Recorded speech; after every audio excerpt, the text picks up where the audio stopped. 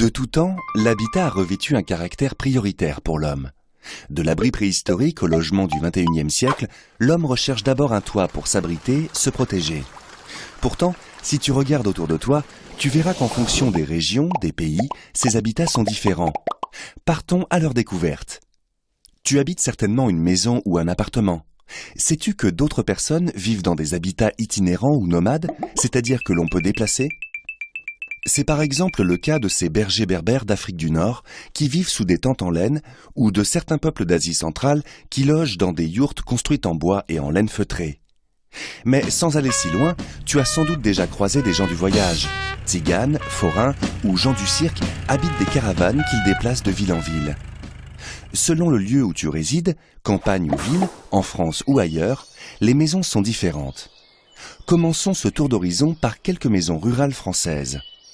Restaurée en maison d'habitation, cette ferme picarde est construite avec une ossature de bois et des murs en briques rouges et torchis, un mélange de terre et de paille.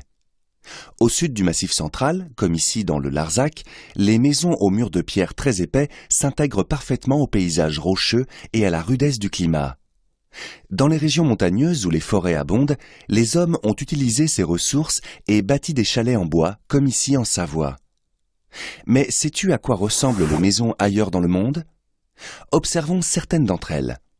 Tiens, ces maisons norvégiennes construites en bois et surélevées au-dessus de l'eau avec des pilotis ont aussi une toiture végétale de tourbe qui isole bien du froid. La paille et le bois sont très souvent utilisés dans la construction lorsqu'on les trouve sur place. Ainsi, cette maison péruvienne est en paille parce que les rives du lac Titicaca sont couvertes de roseaux. Lorsque les habitants ne disposent pas de telles ressources, ils construisent avec la terre qu'ils ont sous les pieds. La terre crue est ainsi le matériau de construction le plus répandu dans le monde. La terre peut être modelée avec les mains, comme ces cases mousgoun au Cameroun, ou alors moulée en briques qu'on fait sécher au soleil, comme ces maisons Dogon au Mali, ou encore compactée dans un coffrage, comme cette maison australienne. Partout dans le monde, depuis plusieurs années, des populations quittent les campagnes et s'installent près des villes. Regardons rapidement l'habitat individuel des zones urbaines. Ici, ce pavillon des années 1930 en pierre meulière est propre à la banlieue parisienne.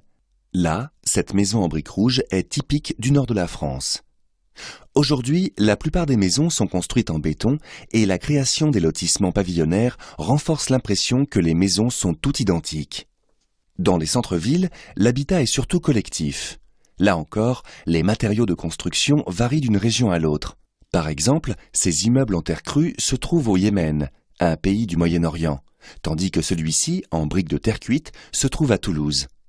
Ces immeubles parisiens sont en pierre.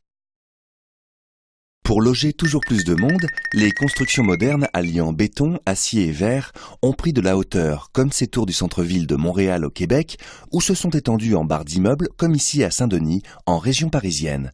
Peu esthétiques, vite dégradées et souvent peu écologiques, ces habitations sont aujourd'hui remises en cause. Certains architectes conçoivent des logements plus en accord avec les matériaux que l'on trouve sur place, comme ce quartier de Villefontaine en Isère, entièrement construit en terre crue. D'autres imaginent des maisons écologiques comme ce quartier en Allemagne qui répond à tous les besoins de ses habitants, se loger, travailler, se distraire, se déplacer, tout en respectant l'environnement.